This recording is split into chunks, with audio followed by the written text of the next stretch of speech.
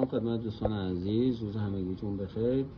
در مورد وضعیت طلا امروز بررسیشو انجام میدیم، ببینیم وضعیتش به چه صورت هستش. خب همونطور که ملاحظه میکنیم بازار در یک شرایط نزولی دوباره قرار گرفته و یا اینکه بخواد یه رنجی بزنه، ولی این سقف محدوده ارزم به خدمتتون که 6 میلیون و 596 6 میلیون و 600 رو که بارها به این نقطه در واقع رسید و در واقع دوباره به سمت عدد پایین اومد، همچنان داریم نظاره‌گرش هستیم و اینکه می‌بینیم که باز دوباره قدرت‌ها و کندل هایی هستش که داره نشون میده که بازار رو میتونه به سمت پایین بره. هنوز تکلیفش رو محدوده 600 مشخص نشده.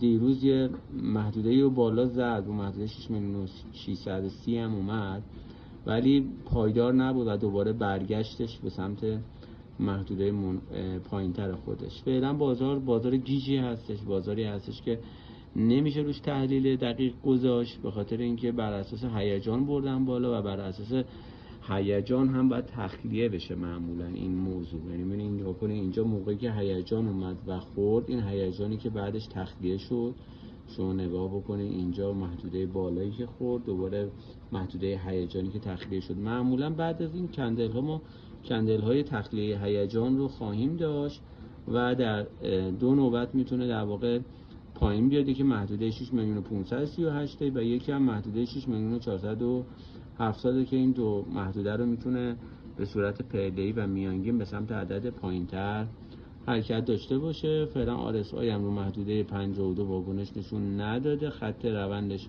خط صافیه اینجا داره نشون میده و نشون دهنده این هست که دارن از بازار نوسانی میگیرن.